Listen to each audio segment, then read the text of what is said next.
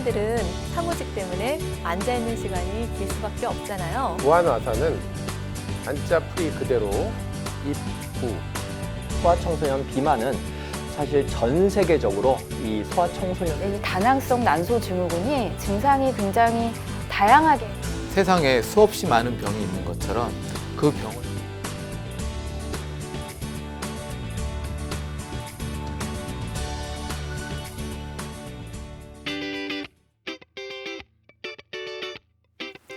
안녕하세요. 건강보감한의사 황만기 원장입니다. 오늘은 수족 냉증의 한방치료라는 주제로 강의를 준비해 보았는데요. 손발이 차가운 여성분들의 고민이 굉장히 많으실 것 같습니다.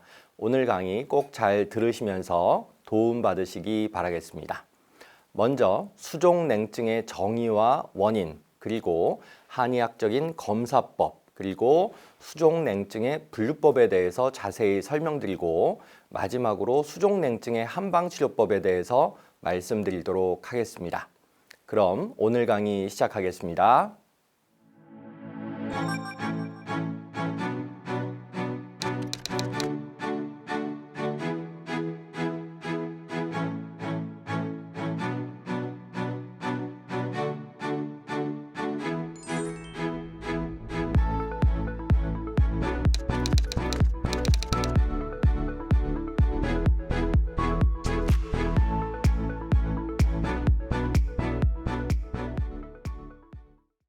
우선 첫 번째로 수족냉증의 정의부터 말씀드려 보도록 하겠습니다.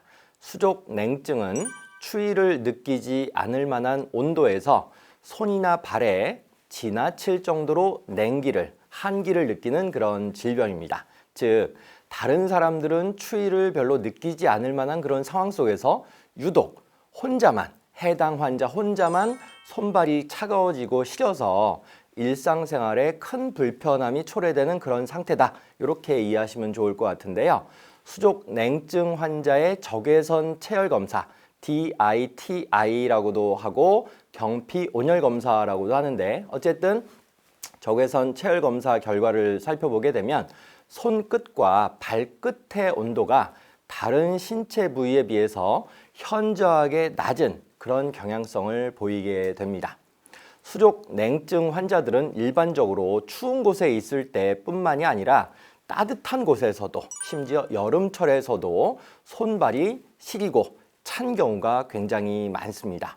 그리고 손발이 차고 저림 증상이나 추위에 노출이 되었었을 때 손발의 끝, 그러니까 말단 부위가 창백해지면서 파랗게 변하는 그런 증상들 또는 손발이 왠지 내 손발 같지 않고 남의 살 같은 그런 자각적인 느낌이나 무감각증, 아예 감각이 없는 거죠. 그런 무감각증을 호소하는 경우가 많고 특히 여성분들 같은 경우에는 생리불순이나 소화장애 그리고 안면부가 이렇게 빨갛게 달아오르는 안면홍조를 수반하는 경우가 굉장히 많습니다. 최근 갑자기 차가워진 매서운 바람 때문에 이 알록달록한 수면 양말이 선풍적인 인기를 끌고 있는데요. 부드럽고 따뜻해서 특히 겨울철이면 많은 분들이 수면 양말을 찾게 되는 것 같습니다. 수족냉증이 심한 환자들에게는 이 수면 양말이 겨울철뿐만이 아니라 1년 365일 연중 필수품이기도 합니다. 수족냉증 증상이 정말 심한 우리 여성분들은 펄펄 끓는 한여름에도 수면 양말을 신는다고 해요. 추운 겨울철이면 이 수족냉증 증상이 굉장히 심하게 악화되면서 손발이 얼음처럼 정말로 얼음과 같은 그런 느낌을 가지게 된다고 호소하시는 분들도 굉장히 많은데요. 손발이 이렇게 얼음처럼 차가워지는 그런 여성분들도 굉장히 많습니다. 최근 통계 조사에 따르면 수족냉증을 호소하는 우리 환자분들의 약 40% 정도는 어지러움증이나 빈혈을 함께 동반하고 있었으며 위장장애를 동반하는 경우는 한 30% 정도가 되고 정신신경 증상, 예를 들어 우울감이나 불안감 같은 증상들이겠죠. 이런 것들은 한 25% 정도, 그리고 관절 질환을 동반하는 경우도 한 21% 정도, 또 이제 산후풍을 동반하는 경우가 한 19.9% 정도, 이렇게 이제 함께 호소하는 것으로 나타났습니다. 또한 수족 냉증은 특히 여성분들에게 있어서 월경불순, 월경통, 갱년기 장애 또는 난임이나 불임과 더불어서 심한 경우에는 성기능 장애 등도 유발할 수가 있고요. 무엇보다도 각종 종양, 예를 들어서 자궁근종이라든지 난소, 낭종과 같은 각종 종양의 발생 가능성을 높일 수 있기 때문에 매우 주의가 필요한 그런 병증이라고 할 수 있겠습니다. 이번에는 수족 냉증의 원인에 대해서 살펴보도록 하겠는데요. 수족 냉증 치료를 위해서는 원인 질환을 먼저 정확하게 파악하는 것이 무엇보다 중요할 것 같습니다. 위장장애나 소화장애에 의한 체력 저하 또는 빈혈, 저혈압, 그리고 자율신경 기능 이상으로 인한 모세혈관 수축, 그리고 골반 내 우열 증상, 그리고 수분대사 장애 등이 수족 냉증의 대체적으로 굉장히 흔하게 나타나는 원인 질환이 될 수가 있습니다. 손발의 감각 저하라든지 손의 통증, 그리고 피부색 변화 등을 보일 때에는 레이노 증후군 또는 레이노드 증후군이라고도 하는데, 이런 레이노 증후군을 의심해 볼 수도 있습니다. 이 한랭 자극에 노출이 되거나 정신적인 스트레스 등으로 혈관이 과도하게 수축이 되면 손가락이나 발가락 끝이 창백하게 이렇게 색깔이 좀 변하게 되고 파랗게 그렇게 색깔이 변하게 되기도 합니다. 회복될 때에는 붉은색으로 변했다가 원래의 피부색을 되찾게 되죠. 한두 개의 손가락에 나타나기도 하지만 점차 손 전체에 이렇게 파급되면서 나타나기도 하고요. 20대에 발병하기도 합니다. 혈관염이나 피부 경화증, 동맥경화증 등의 질환에 동반되어서 나타나기도 하는데요. 심한 경우에는 손가락 끝이 검게 변하는 조직괴사 증상을 보이기도 합니다. 따라서 손이 자꾸만 이렇게 저리면서 체온과 손발 온도 차이가 2도 이상인 경우에, 그리고 그때마다 피부 색깔이 푸른색으로 변하면서 통증이 동반된다면 반드시 좀 전에 말씀드렸던 레이노 증후군, 레이노드 증후군을 반드시 의심을 해보셔야 합니다. 세 번째로 수족 냉증의 한의학적인 검사법과 분류법에 대해서 알아보도록 하겠는데요. 먼저 한의학적인 검사법을 말씀드려 보도록 하겠습니다. 수족 냉증 여부를 정확히 파악하기 위한 한의학적인 검사법으로는 좀 전에 말씀드렸던 적외선 체열 촬영, 그러니까 피부에서 방출되는 적외선 에너지를 이용해서 신체 각 부위별로 체표 온도를 측정하는 방법이 되겠습니다. 그리고 두 번째는 냉부하 검사, 이거는 적외선 체열 촬영을 이용해서 손발을 차가운 물에다가 노출시킨 다음에 회복되는 정도를 파악하는 검사법이죠. 그리고 세 번째는 스트레스 검사법인데요. 이 교감신경하고 부교감신경, 그러니까 자율신경이죠. 이것의 균형 상태를 파악해서 스트레스에, 정신적인, 심리적인 스트레스에 어느 정도 이 환자가 노출되어 있는지를 측정하는 검사법입니다. 네 번째는 맥진, 그리고 다섯 번째는 양도락 검사, 그러니까 맥상과 경락 기능을 측정을 하는 거죠. 그리고 가속도 맥파 검사 같은 것도 있습니다. 이 말초 혈관의 노화 상태와 혈류 순환 정도를 측정하는 그런 검사법들이 있습니다. 두 번째로는 한의학적인 분류법에 대해서 간략하게 알아보도록 해보겠는데요. 비위, 소화기 기능 약화라고 하는 게 가장 핵심적인 원인이 되는 경우가 상당히 많습니다. 조금 더 자세히 설명을 드려보자면 한의학에서는 비주사말이라고 하는 아주 중요한 개념이 있어요. 즉, 이 비위, 소화기가 체질적으로 약한, 선천적으로 좀 약하게 태어난 경우, 특히 이제 사상체질의학적으로는 소음인과 같은 경우에 해당이 되겠는데요. 특히 손발이 차가워질 수 있다고 그렇게 해석을 하고 있습니다. 그러니까 비위 기능이 약하면 사지 말단 기능이 떨어진다, 이렇게 이해하시면 좋을 것 같고요. 그리고 운동을 통해서 손발을 이렇게 좀 많이 움직여주면 소화기도 좋아질 수 있다, 이렇게 얘기하기도 하는데요. 특히 근육 양이 부족하고 비위가 약한 소민 체질에 좀 깡마르고 굉장히 날씬한 체형일 경우에는, 특히 이제 다이어트를 굉장히 심하게 하는 경우에 있어서는 근력을 강화시키는 운동을 통해서 체온을, 신부 체온을 높여줄 수도 있습니다. 일반적으로 추위를 많이 탄다라고 하는 것은 사상 체질과 연관이 굉장히 깊은데요. 특히 손과 발은 한의학적으로 좀 전에 말씀드린 것처럼 비위계통과 깊은 상관성이 있습니다. 그래서 비위의 흡수의 효율성, 그러니까 잘 흡수가 안 되는 그런 상황이 노출이 되게 되면 기초 열량 공급이 굉장히 줄어들게 되고, 이런 비상 상황에 적응하려는 몸 자체가 이 에너지 발산을 자제하기 위해서 손발에 있는, 손발은 사실은 생명하고는 상관이 그렇게 없는 기관 아니겠습니까? 그래서 손발에 있는 말초혈관을 수축시켜서 손과 발이 차가워지게 되는 것입니다. 즉 그쪽으로 혈행을 본능적으로, 생내적으로 잘 안 보내게 된다는 얘기가 되겠습니다. 수족 냉증 환자들, 특히 여성 수족 냉증 환자분들이 만성 장염이라든지 만성 변비라든지 만성 설사, 아니면 설사와 변비가 교대가 되는 교대변, 이런 소화기 장애를 함께 호소하는 것이 바로 이런 이유에서 비롯이 되는 것입니다.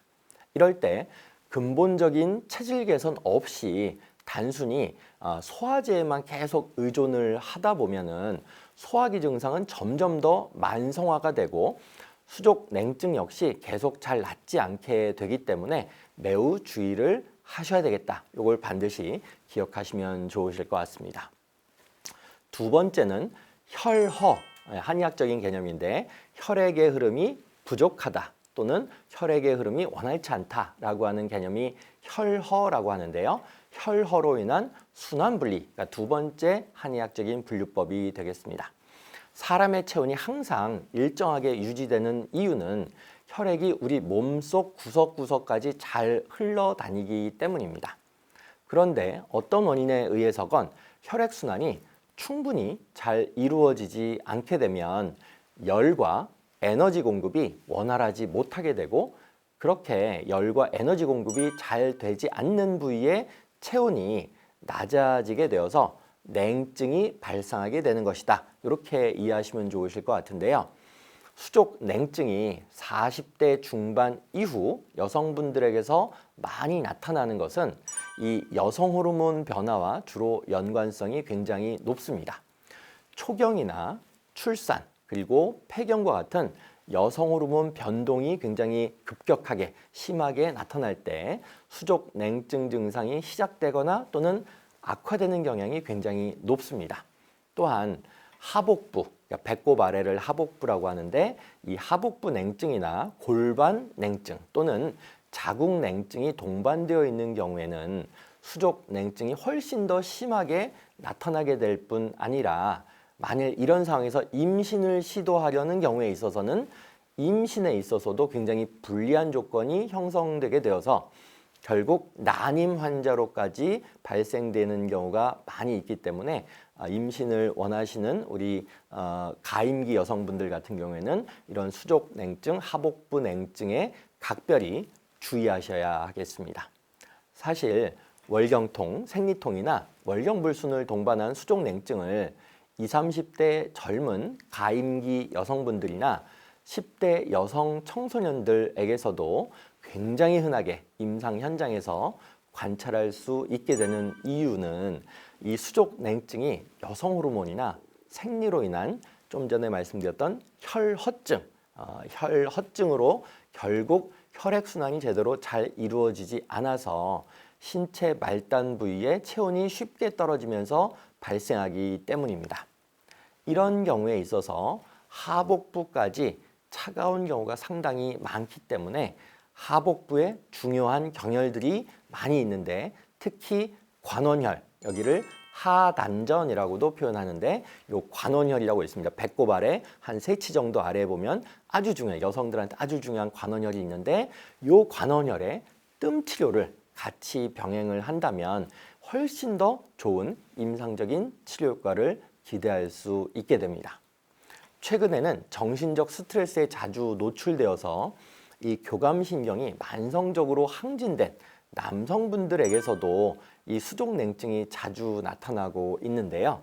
이것을 그냥 방치하게 될 경우에 있어서는 남성분들 같은 경우에도 만성 피로 증후군이라든지 소극적인 대인관계 그리고 정력감퇴 같은 것도 유발할 수 있게 되니까 남성분들도 주의를 좀 하실 필요가 있겠습니다.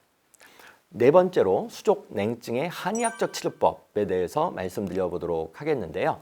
이 원인 질환에 대한 정확한 감별 진단을 통해서 기본적인 체질적인 편향성과 함께 몸의 허실 상태를 잘 판별을 하고 개별적인 수족 냉증 상황과 동반되는 여러 증상들에 맞게 맞춤 한약 그리고 침 치료와 뜸요법을 같이 병행을 하게 되는데요. 먼저 침 치료입니다.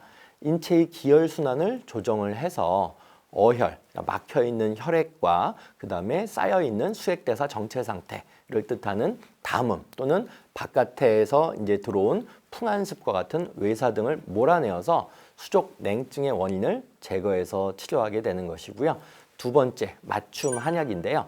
이 수족 냉증 개선 효과를 발휘하는 특정한 한약재들을 바탕으로 조제된 맞춤 한약은 기와 혈의 부조화를 바로잡고 비위 기능을 도와주고 혈허 증상을 치료하게 됩니다.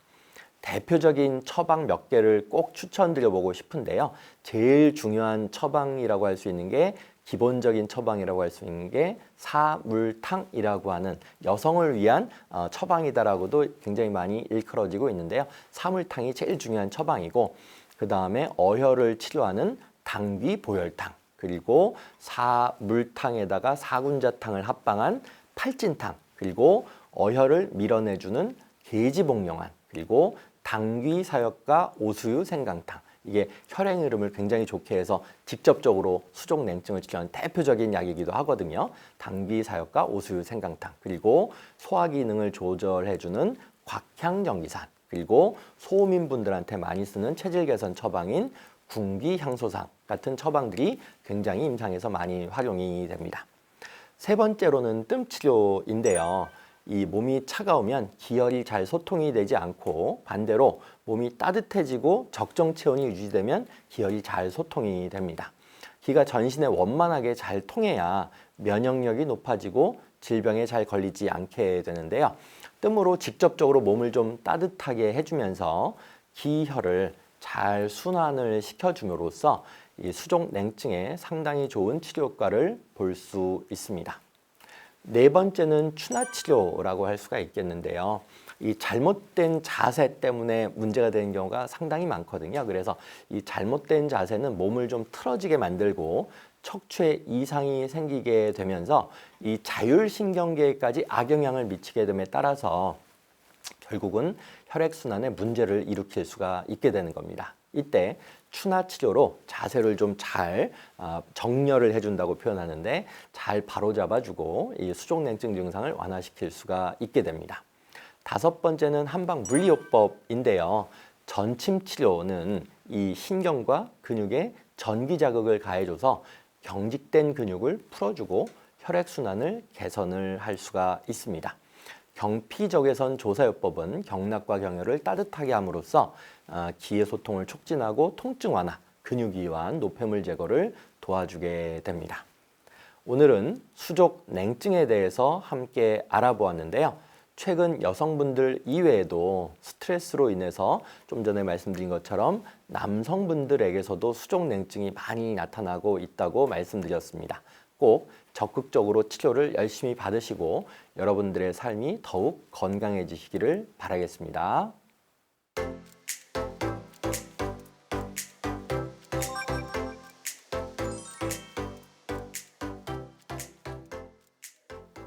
건강 Q&A. 오늘은 많은 분들께서 수족 냉증에 대해서 굉장히 질문을 많이 주셨어요. 그중에서 다음과 같은 질문이 있었습니다. 고등학교 2학년에 재학 중인 저희 딸아이가 손발이 너무 차요. 손발을 좀 따뜻하게 만들어줄 수 있는 좋은 생활관리법 있으면 꼭 좀 알려주세요. 이런 어머님의 질문이 있었는데요.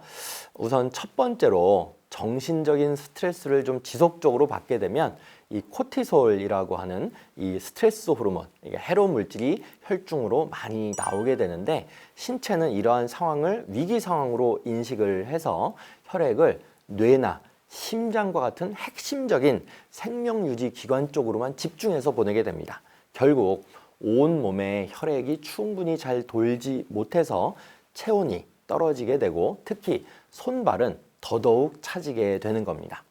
고등학생이나 취업 준비생분들처럼 이 만성적인 스트레스가 많은 여성분들에게 만일 수족냉증이 발생하고 있다면 토마토나 호박이나 감자를 좀 상시적으로 많이 챙겨서 먹여주시는 것이 상당히 도움이 됩니다. 왜냐하면 이런 음식들에 풍부하게 들어있는 감마아미노낙산이라고 하는 성분이 우리 몸속에서 흥분을 억제하는 물질을 분비해서 결국 스트레스를 줄여주는데 큰 그런 임상적인 도움을 주기 때문입니다. 두 번째로는 생강, 그리고 계피, 그리고 부추와 같은 한약재도 여성분들의 수족 냉증을 치료하는 데 상당히 많은 도움이 될 수가 있는데요. 먼저 생강들 좋아하시는지 모르겠지만 생강은 예로부터 추위를 극복하기 위해서 또 수족 냉증 치료를 위해서 한방차로 달여 마시던 아주 좋은 그런 식품이 되겠습니다. 생강은 동의보감에서 성질이 따뜻한 약으로서 양기를, 그러니까 따뜻한 기운을 잘 돌게 한다고 기록이 되어 있기도 합니다. 생강은 혈액순환을 도와줄 뿐 아니라 진저롤이라고 하는 소염 성분도 같이 들어가 있기 때문에 감기가 있을 때 마시면 코와 목의 염증이 좀 많이 좋아지도록 도와주기도 합니다. 후추하고 정향과 같이 세계 3대 향신료로 꼽히는 계피는 이 혈류량을 늘려주고 말초혈액 순환을 촉진해서 몸을 따뜻하게 해줍니다. 계피의 주 성분인 신남알데하이드, 우리가 신나몬 하지 않습니까? 그래서 신남알데하이드가 계피의 주 성분인데요. 이 살균 항암 효과까지도 과학적으로 밝혀져 있는데요. 위에서 말씀드린 생강과 함께 이 계피를 따뜻한 한방차로 같이 끓여 마시면 대단히 도움이 됩니다. 맛이 너무 쓰다라고 하면 꿀을 조금 더 넣어주시면 좋을 것 같습니다. 부추 역시 한의학에서 따뜻한 성질을 가지고 있는 대표적인 한약재로 분류가 되는데요.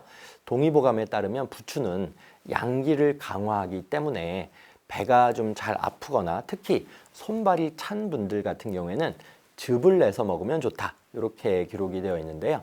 부추는 특히 철분이 굉장히 많이 함유가 되어 있어서 빈혈이 있는, 철결핍성 빈혈이 있는 수족냉증 여성분들에게 특히 더 도움이 됩니다.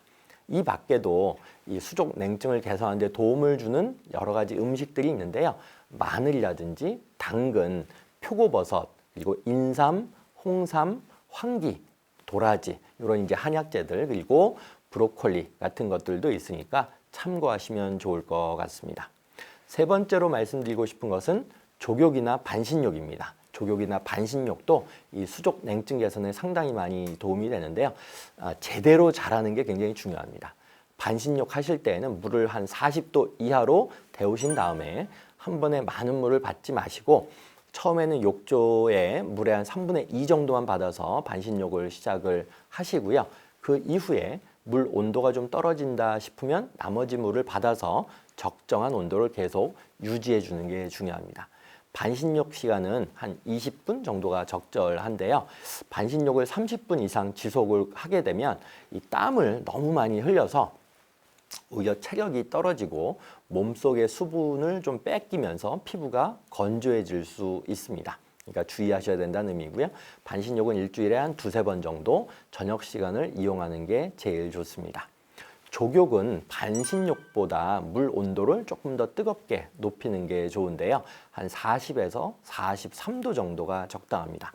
족욕 중에 땀이 많이 나서 미리 물 1컵 정도를 마시는 게 좋고요. 이 복숭아뼈라고 하는 복사뼈가 충분히 잠길 정도까지만 족욕할 때는 물에 담가 주시면 됩니다. 역시 물이 식으면 따뜻한 물을 조금씩 보충해서 온도가 잘 유지되도록 해주셔야 됩니다. 족욕은 매일매일 해주셔도 괜찮을 것 같습니다. 이렇게 반신욕이나 족욕 모두 시행한 다음에 나른함이나 피로감이 심해지거나 혹시 어지러움증이 생기면 온도를 조금 낮춰주시고 시행 시간이나 횟수를 줄여야 합니다.